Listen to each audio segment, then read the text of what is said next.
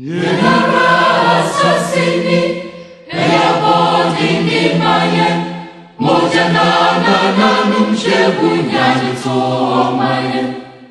Itumini wonsoso, seye beye biatwaso, injoja sukutu kani nyapese kuminya, edi emre muta mayen asasi muta atumse, omanu sebeyeyo. Seriyeyo, eya seta ose, oma fobra neche, oma no sebeyeyo.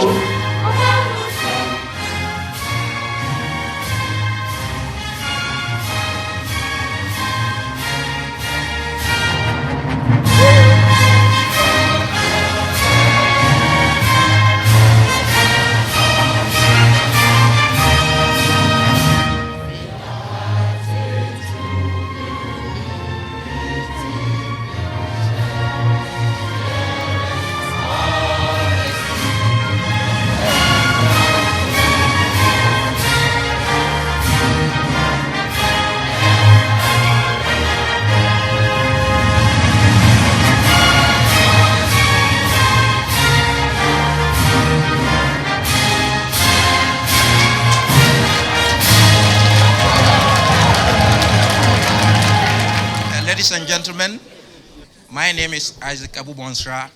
I'm one of the moderators for this occasion. Good evening, ladies and gentlemen. My name is Irene, and I will be moderating so we can continue with our first leadership meeting, our President Mahama.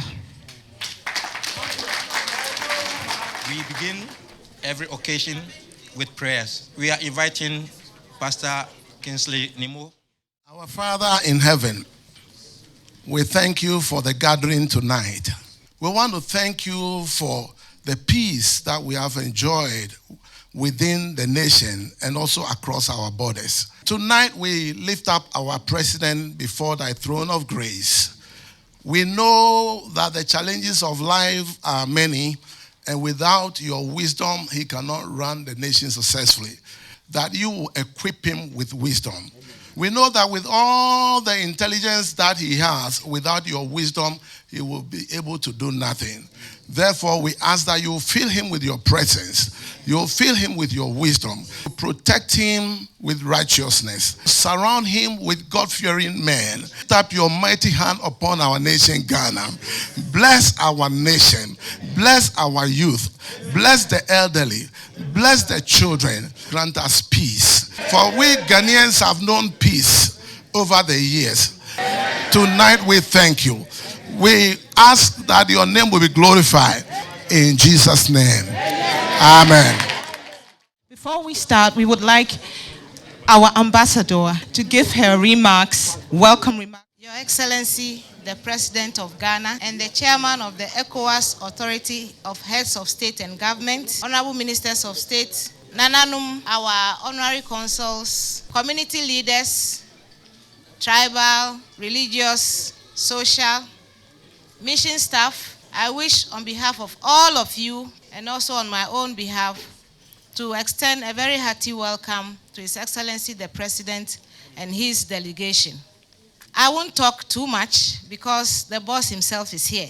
I just want to tell him that we welcome him and we are ready to listen to him. Ladies and gentlemen, we go to the next item on the program. We call on Mr. Victor Boadum, the President of the Ghana Council, Berlin. Thank you.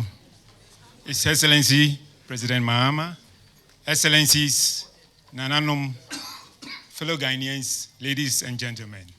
It is an honor and privilege for me, and in fact, for all assembled here this evening.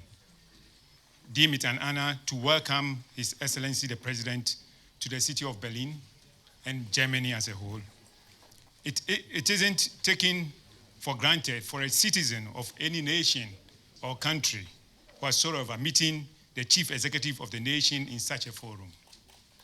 I therefore hope and look forward to have a very fruitful discussion and exchange of ideas and opinions on developments back home in Ghana, our dear motherland, as well as numerous challenges facing us in the diaspora, especially the unique situations in Germany. I thank Her Excellency Ambassador Sena Dansua and her staff for their efforts to conduct this meeting. The executives of the Ghana Council Berlin, the Ghanaian House of Chiefs Berlin, the leaders of all tribal and social groups, the pastors, elders and churches in Berlin, the chief imam, all thank you very much. The Union of Ghanaian Association in Germany, which is presided by Daniel Dake, Assistant President or Vice President William Nketia, and our able General Secretary Akwesi Edusei. Thank you very much. And all Ghanaians from all over Germany, you've done a great job. Thank you very much.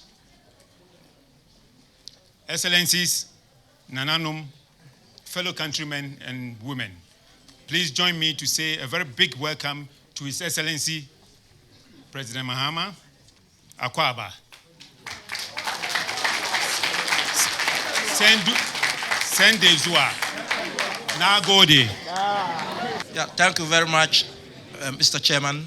We're going to invite His Excellency, the President of Ghana, to address us. Please put your hands together for the President.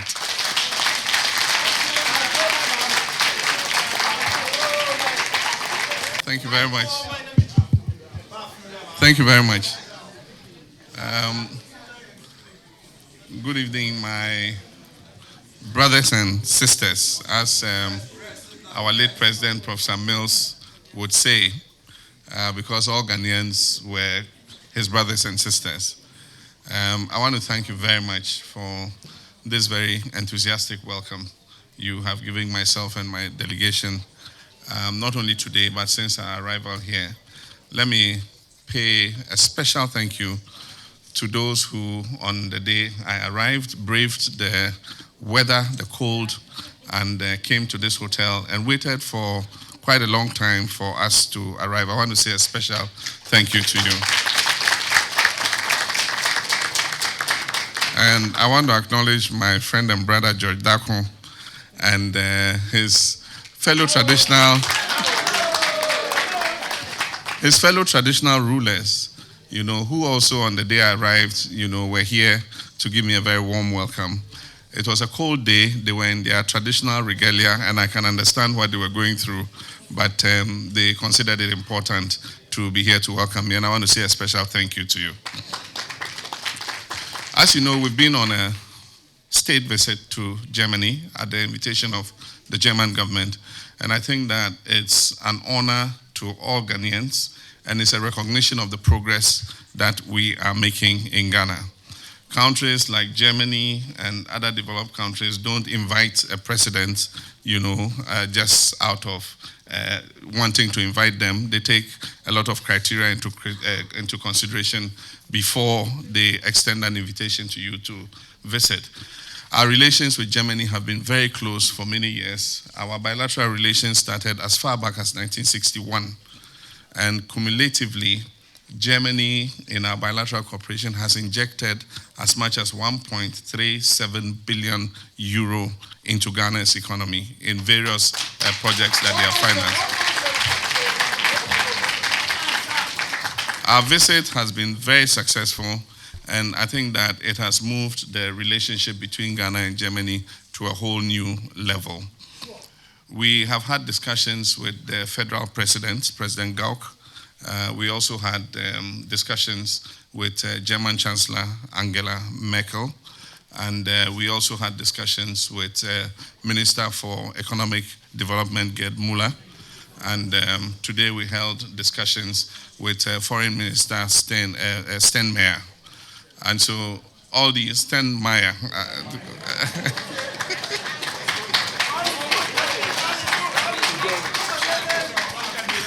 excuse me if I'm not able to pronounce the German words as well as you are. Steinmeier. We also, in private discussions, have met with the German Business Association that are interested in investing in Africa. And we have a friend of Africa who is a former president, Hoshkola, who also met with us. And there are so many more that we have held bilateral discussions with that I think will inure to the benefit of our country. But today, I'm here to meet with our citizens in the diaspora. And the question you ask is, why do we hold these meetings when we travel abroad? It was instituted in the PNDC era, from as far back as the PNDC era. Anytime the president or significant government delegations traveled abroad, they made it a point to meet with citizens in the diaspora.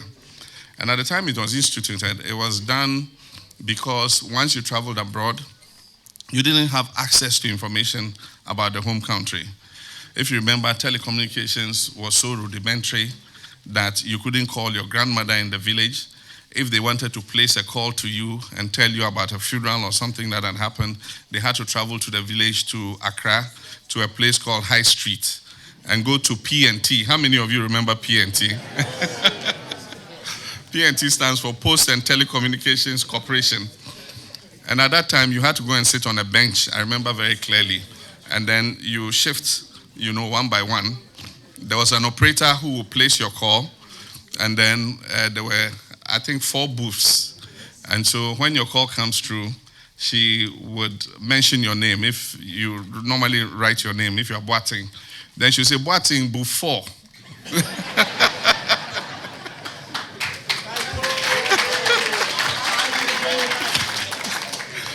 And then you get up and go to booth 4, and you pick the call. And in those days, the line was not very clear. You say, Kweku, Boating ni. Boating, and they say, oh, yeah, until se menkanjo say, yeah, wofa, aka baby kakra. Boating also saying, hello, Boating. Ghana has come a long way since then. And I say that there's something about development and human progress. You don't recognize you're making progress if you are living it, because you live it every day. And so the little additions and improvements in your life, you don't really recognize until somebody stands outside and sees the progress you've made. It's like sitting in a bus. When you're sitting in a bus and it's driving, you don't really realize how fast the driver is going. But if you're standing outside and you see the bus pass, you say, oh, this driver is overspeeding. It's in an aeroplane. When you're going back to Accra, you wonder when this plane will reach Accra, because you sit and you look at the clouds and the plane doesn't seem to be moving. But if you're standing down and you see the plane pass, you say, oh, this thing is going very fast. I mean, I've said it from 1992, or even from independence. The progress we've made is credit to all the people who have led this country and the generality of Ghanaians for where we have arrived at. This country is moving forward. And if we're just able to count the blessings and the successes that we have, then we can build further on those successes. The German people have built their country because they had a strong belief that after the World War, when everything was destroyed, that they could rebuild their country and make it what they could be proud of. If us Ghanaians could have the kind of enthusiasm and zeal that the Germans had and believe in our country and stop petty, ethnic, and partisan divisions, I'm sure that our country will move faster than before.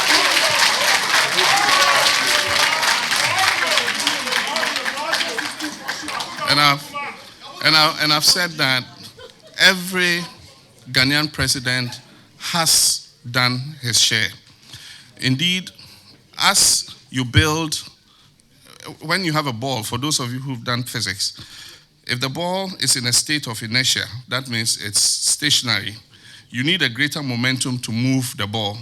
But as the ball continues to roll, it's easier to push the ball forward than when you move it from a state of inertia.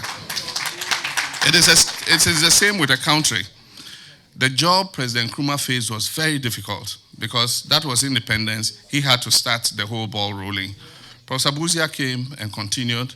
Even in the period of military government at Champong and everybody contributed at least something to this country. even for the military dictators, Achampong, all the low-cost housings that were built all across the country were built by General Achampong. And so, however bad a government is, it contributes to moving the nation forward. And other people take over and continue. From 1992, when we went into the Fourth Republic, President Rawlings set the ball rolling.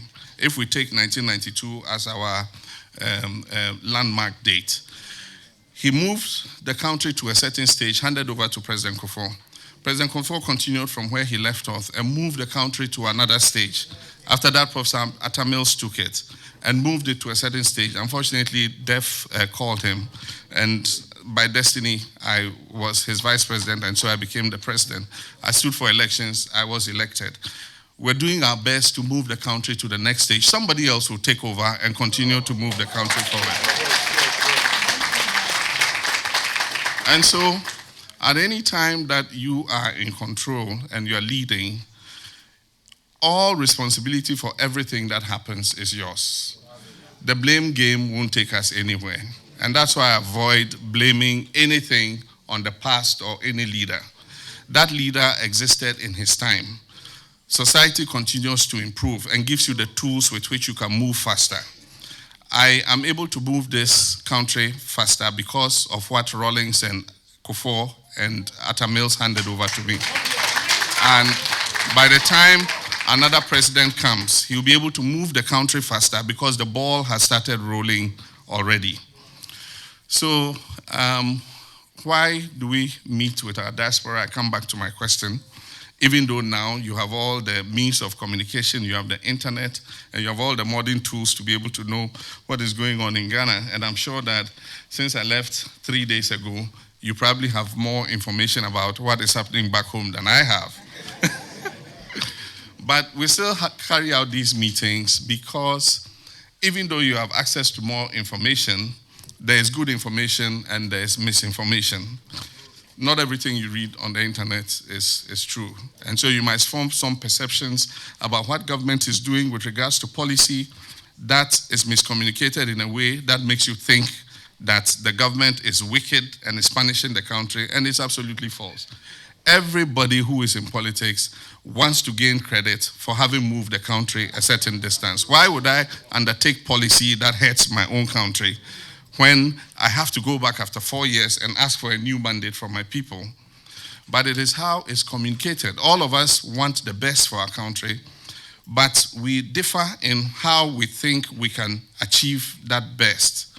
But it is only in the interactions and the discussions that we can find common ground to move our country forward.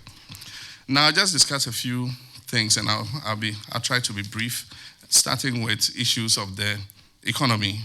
We are in discussions with the IMF to go on to a 3-year program which would help us to stabilize the macroeconomy. It is not the first time we're going to go into an IMF program. We've been in an IMF program from PNDC days. And if you want to talk about economic stabilization and structural adjustment programs, I think in Africa, if you're looking for a country that has implemented structural adjustment for the longest period in its life, then if you miss Ghana, I don't think you'll find any other country that has done that. And that is because of the structure of our economy. I gave the State of the Nation address in February last year, and I said that we must work significantly to change the structure of our economy, because the structure of our economy is exactly the same as we inherited it from our colonial masters. When we took the economy from our colonial masters, its main pillars were based on primary commodity exports that include gold, cocoa, bauxite, manganese, and all those other things. Over the years, we haven't developed the capacity to process these primary products into value-added products in order that we can get a more stable price for those products and be able to diversify the economy so that if any shocks happen on the international market, we are not affected. The economic challenges that we are facing currently came about as a result of the 2010-2011 era, when we saw a dramatic decrease in cocoa prices and in gold prices. Gold dropped and has continued to remain low. So the revenue we're getting from gold is significantly reduced in terms of income, corporate income taxes, in terms of royalties and all that. Indeed, some mines have shut down and been put under care and maintenance because of the low gold price. Cocoa dropped and remained low for a period of about 1 year, but it has recovered again, and so cocoa is supporting the economy quite well. The other minerals, bauxite and things, their price is determined by the international commodity market. So as a result of this drop in international commodity prices, we lost export revenue into the economy of about between 1.3 and 1.5 billion dollars.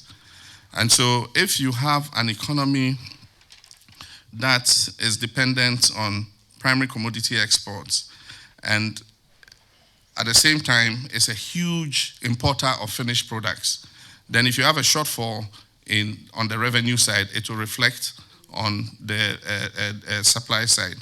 And so that's exactly what happened. As a result of the collapse of gold prices, we suffered some destabilization in the economy. Apart from that, we were implementing a new single spine pay policy that admittedly overrun, and we went from a wage bill of just about 3.2 billion to a wage bill of above $8 billion as a result of the implementation of the single spine. So by 2012, we had reached a stage where wages and salaries were consuming 70% of total tax revenues. And so after you paid, and in Ghana we call it item 1, and it's the first thing you must pay. You can't renege on that one. And so after you pay item 1, that is compensation, salaries and wages, then you have about 30% of revenue left to deal with education, to deal with healthcare, to deal with school feeding, to deal with all the other obligations that government has. And so that is the suffocating stage that we had reached. And we had tried to balance it out ourselves. We did a homegrown policy for fiscal consolidation and all that. But the international financial world is a very wicked place. And so despite all the efforts we made to try and fix this problem ourselves, I mean, there was no confidence that we could do it ourselves. And so we kept getting the Moody's and the Fitches of this world downgrading us every day and making your, borrowing even more expensive and, deterring investors and all that who adopted a wait-and-see attitude. And so eventually, as president, I convened the Presidential Advisory Group on the economy, and I want to thank those who worked on that committee, Kwame Pianim, Kwesi Botwe, Nanoye Mansa, and all of them. We took a decision to go to the IMF. And so we've negotiated with the IMF, and it is my hope that in the next several weeks we will sign onto a program. But since we did that, the economy has stabilized. The cedi was devaluing very steeply.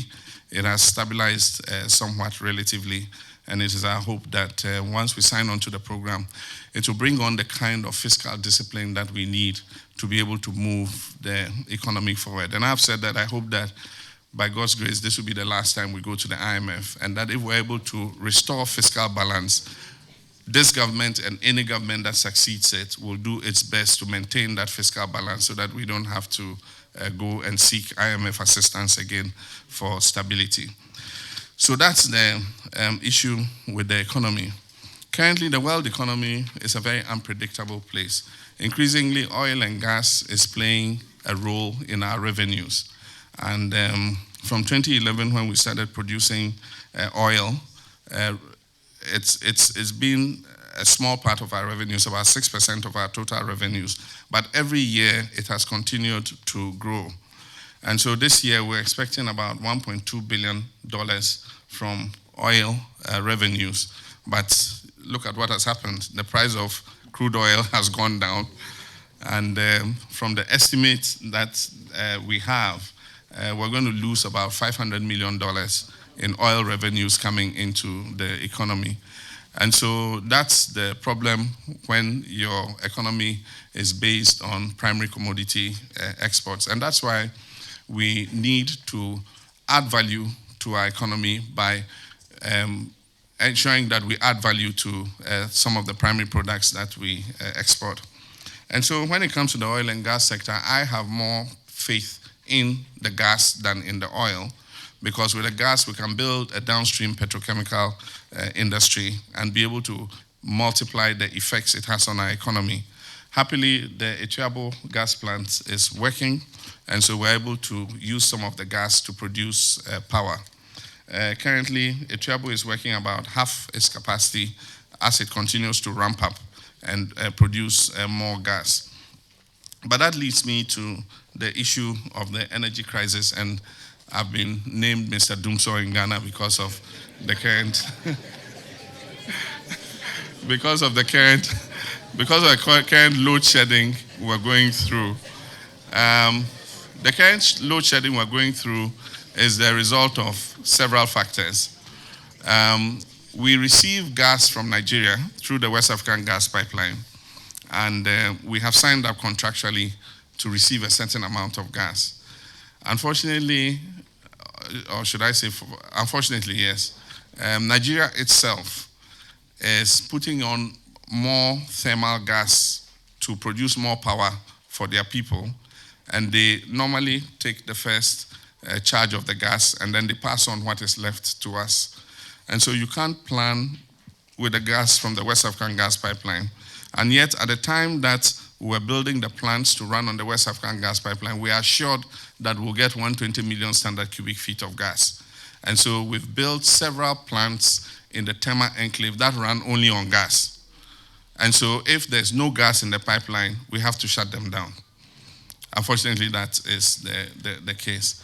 And so the problem with the West African gas pipeline, since we signed on, it has not been as reliable as we had hoped. Today you have 20 million standard cubic feet. Tomorrow you have 80. Next tomorrow you have 50. It goes to 60, comes to 30. So you cannot even plan your generation forward. And in the agreement, all that they do is they pay us a penalty for not being able to meet the standard. So recently they paid us $10 million. But what is $10 million compared with the power that you're not able to produce for your industries and your business? So it means that we must look at our own gas reserves and see how we can produce enough gas to be able to ensure energy security for Ghana. Ghana has a lot of potential for gas, and that is what we've been working on. We potentially can get 150 million standard cubic feet from the Jubilee field. We're developing the 10th field, which will come on stream in 2016, and that again can provide us between 50 and 80 million standard cubic feet. And on 27th, we're signing the ENI Sankofa field agreement in Accra, and it's going to deliver an additional between 150 and 180 million standard cubic feet. So going forward, we're looking at about between 300 and 350 million standard cubic feet, which will be very important in terms of generating power and ensuring energy security for us. And so that has been part of the focus that government has had. If you look at the increase in demand for energy, I'll just give you a simple example. From 1992, let's not go too far, 1992. If you, how many years ago was that? Almost 92 to 20, a little over 20 years ago. A little over 20 years ago. And I gave this example when I went to Doma. If you went to the typical, Queen Madai from Doma? Okay, I could see you smiled when I said when I went to Doma. If you went to the typical Ghanaian compound house in Ghana, the likelihood was that one person in the compound house would have a black and white TV or something. And then in the evening, he'll bring it out into the compound. And then not only the people in the compound, but from other houses where there was no TV will come and sit and watch. Yeah? Now, aside from that, if you wanted to cook hot water, you had to go and take the coal pot in the morning and put charcoal in and boil your water. If you finish eating in the evening meal, it was most likely that the person who had a fridge was next door Ejakwesi. And so you send your daughter, ko Ejakwesi hona catch and say, "Ontra me ice water kakra." Why? I'm talking of 1992. I mean, for those who are old enough, you remember all this. Today, if you go to Ghana, likelihood that you go into any compound house, every single room has a television, not a black and white small television. It's a big 32-inch flat screen on the wall. And some rooms are likely to have one in the hall, one in the chamber. If you go to every person's room in a compound house, they are likely to have a refrigerator, and they don't go begging for ice water from Ejakwesi next door anymore. They are likely to have a microwave. They are likely to have, if not a tea kettle, then a ring hot coil boiler. They are likely to have an electric iron before you send to your neighbor to get an electric iron to iron your clothes, or else you have to use the traditional charcoal, this thing. You are likely to have the father having a mobile phone, the mother having a mobile phone, the children, maybe one or two of them who are old enough having mobile phones, and everybody charges their phones. And so it means that the power factor and our demand for power has continued to grow exponentially. Now, if you track the growth of our power, it means that every year we must put 220 megawatts new power into our generation. And Akosombo, when it was built, 1 unit of Akosombo provided the whole of Ghana with power. And Akosombo has 6 units. Today, all the 6 units of Akosombo provide just about 37% of Ghana's power. And so we have to generate the rest of the power using thermal, light crude, or gas. And so every government must add in as much generation as possible. So what we're working on now, and that's why I have the vision for 5,000 megawatts, is that over the next 5 years, we must add in as much generation as possible. And so we've signed agreements with the Germans, we've signed agreements with the Americans, we've signed agreements with various other companies to put in as much generation as possible to be able to achieve the 5,000 megawatts in the period that we have set ourselves, so that for the next 10 years or so, we can be sure that we have enough generation, not only to feed Ghana's demand, but also to maybe to be able to export to our neighbors who don't have. And so my focus is to resolve this problem once and for all and permanently. But then we have to bear with the inconvenience that we're going through. Unfortunately, the rains this year have not been good, so the lake level has also dropped. And so as I speak today, we're using only 4 units of Akosombo. 2 units are shut down, because if we run the 6 units, the lake will go beyond the minimum level, and we'll have to shut down the whole of Akosombo. So better to conserve the water. And these are all the factors that are resulting in the doom. So, but I accept the responsibility for it, and I will work to resolve it.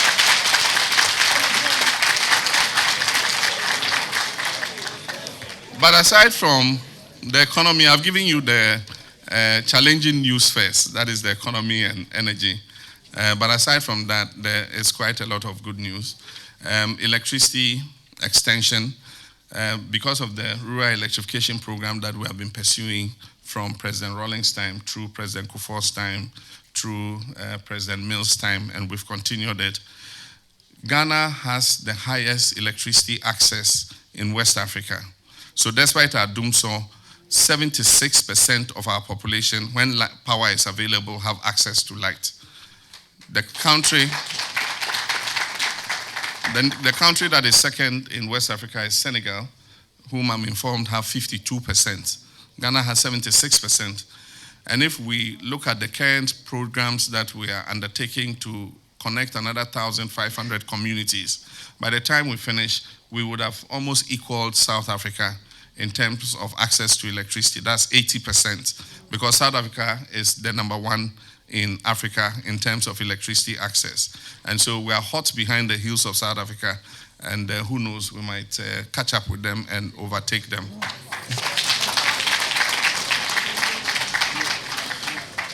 We've achieved the MDG in water.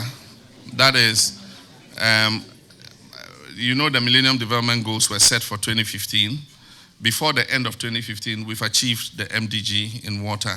If you go to the rural areas, we are closer to 70%. We are about 68% in water coverage for rural communities. That is access to clean drinking water. And then in the urban areas, we are 65%. We are behind in the urban areas because a lot more people are moving from the rural areas to the urban centers. When we gained independence, Ghana was 70% urban, rural, 30% urban. Today, we are 53% urban and 47% rural.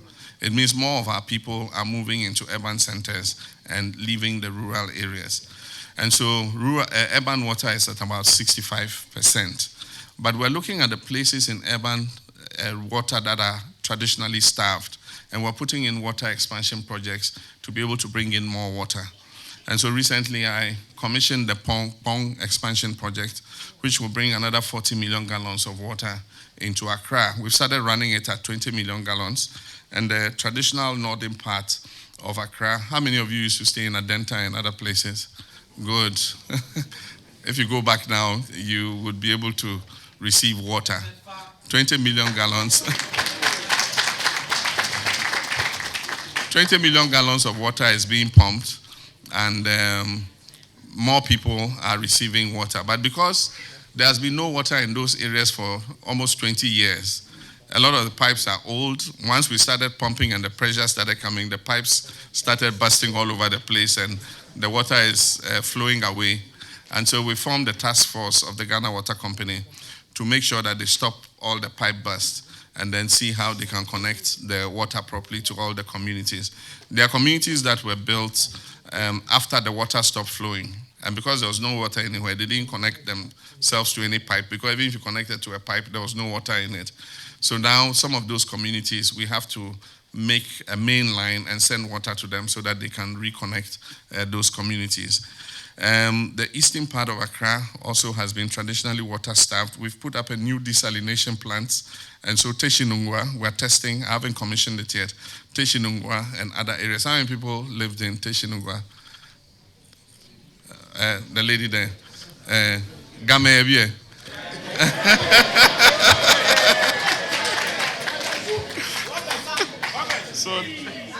So Teshinungwa and the eastern part of Accra, including parts of Tema, will begin to receive water. Agric, we have done well in terms of our staple foods. There's no shortage of the staple foods. And so if you eat maize products, either banku or kenke, or you eat tuonzafi, which is made from maize, and she made some nice tuonzafi for us yesterday. Or you eat tuonzafi, or you eat apim with kontomire and palm oil and some kobe, or which is plantain,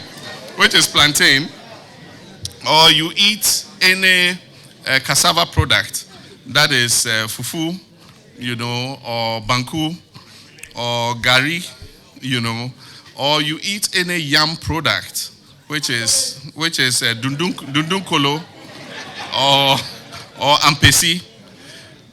Those staple foods are available. Indeed, we are overproducing most of those foods. And so we're exporting yams. A lot of plantain gets rotten because there is overproduction. And we have a lot of cassava. We're overproducing cassava. So for the staple foods that we have eaten traditionally as Ghanaians, those foods are available and abundant. So in all the criticism of my government, including the harsh harmattan, at least, and I'm joking about that. There was something on WhatsApp, that's what I'm referring to. There was something on WhatsApp with a picture of me thinking and saying that Ghanaians blame me for everything. But for this harmattan, I don't know anything about it.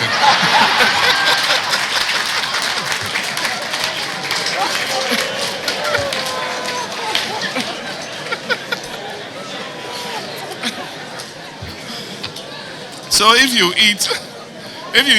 eat our traditional foods, you don't have a problem. And that is why, of all the things I'm accused of, I'm not accused of an increase in the price of Gari or Lonka, which used to be the standard for measuring the performance of a government. Or I'm not accused that the size of a ball of kenke is shrinking or something. But then for those who eat the foods that we have to spend dollars importing, of course, the price of that is dependent on the demand and supply for the dollar. And Ghanaians over the years have developed a taste for rice. For most of you, if you remember, rice we used to eat at Easter and Christmas. And then the chicken we didn't used to import. Your mother will tell you, the children, hey, munkoche akoko bakumra. And that used to be an exercise. You chase the chicken and chase it down and you bring it like a prize back to your mother. And the chicken will be slaughtered and dressed and cooked nicely, you know. And as children, even if you got the neck or the feet, you were happy to have eaten chicken. Today, chicken and rice and potato chips and things are becoming the natural fare for Ghanaians. And because we are not producing enough of it, we have to spend dollars importing these. And so, of course, when the CD to dollar rate varies, it makes the cost of rice more expensive.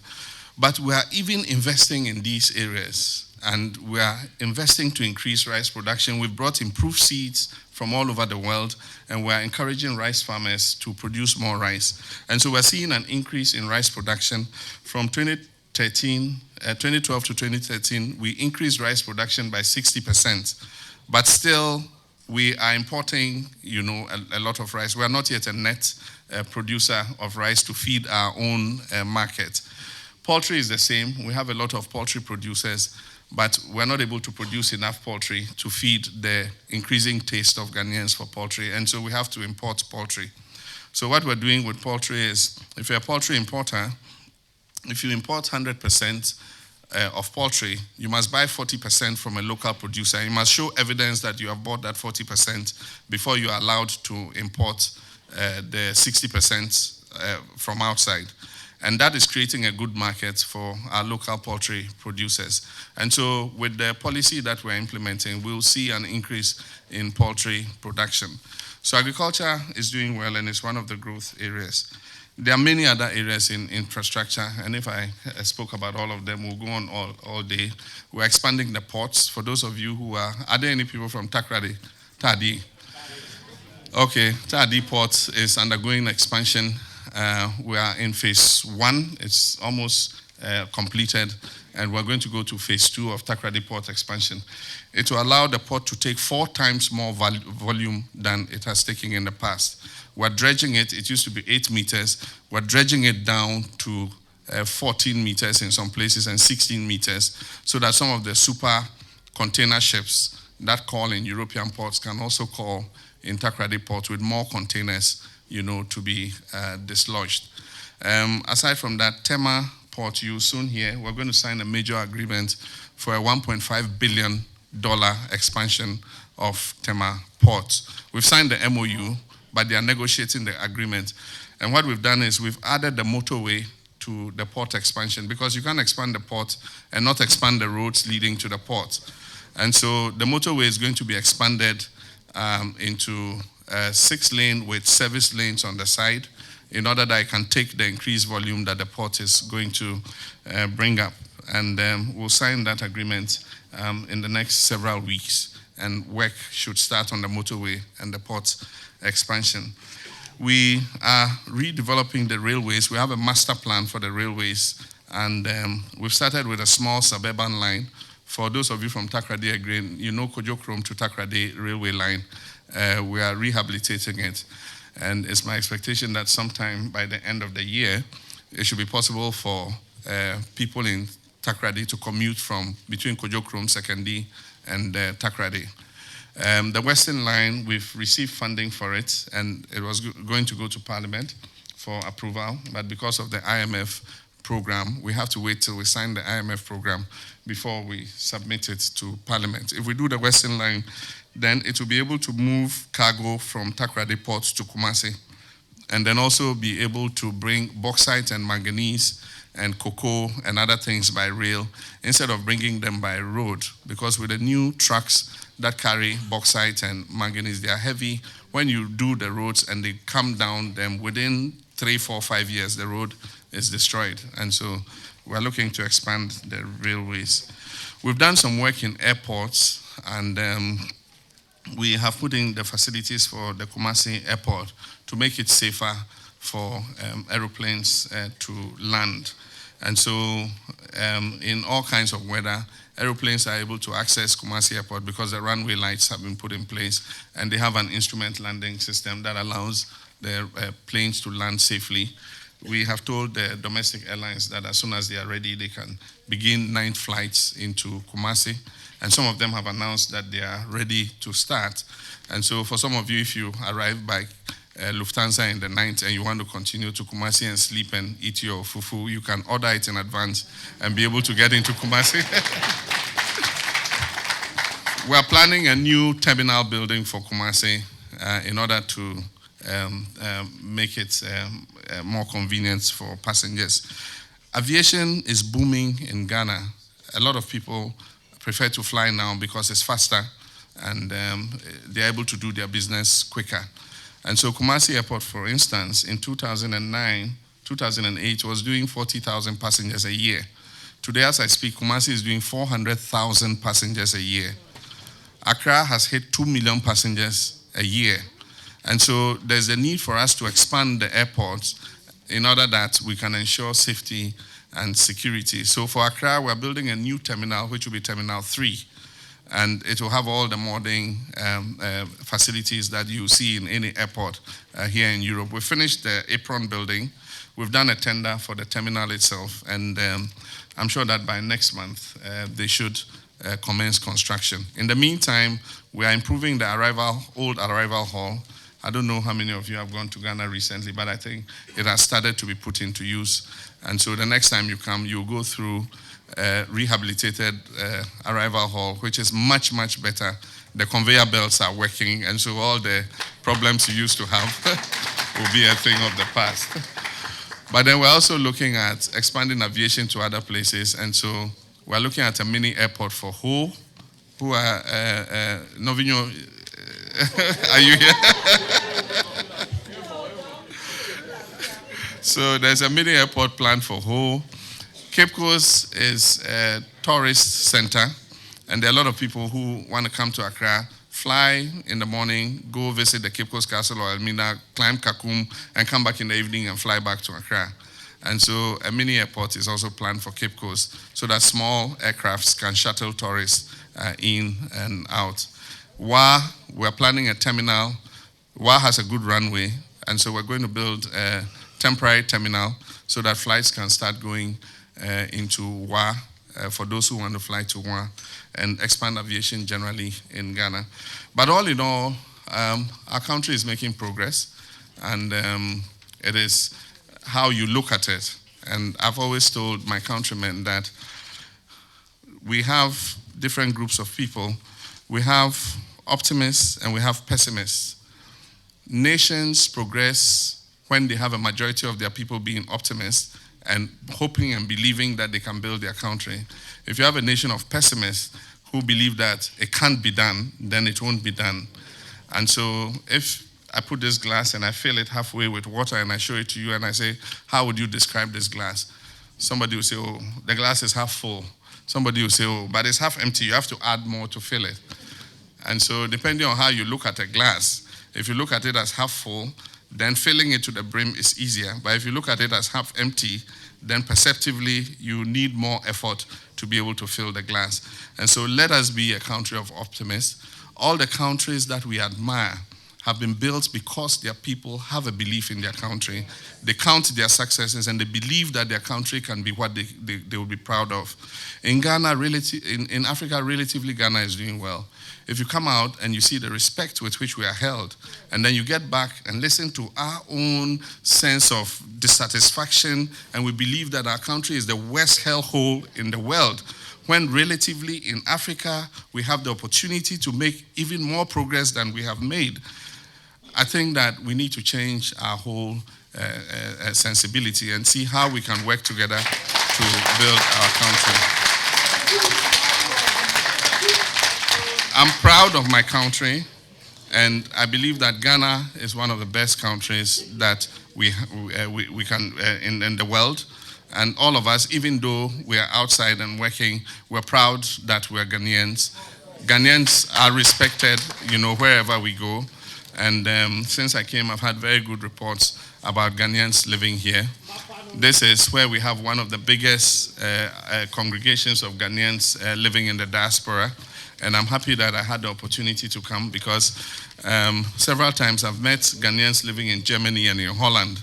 And they have asked me, when are you coming to visit us? And I didn't have much to say. It's the same with Holland. They ask, when are you coming to visit us? Always you're in London, always you're in America, And so today, God has blessed me to have the opportunity to meet with you, and I'm very grateful for the very massive attendance you have shown. Thank you very much. God bless Ghana.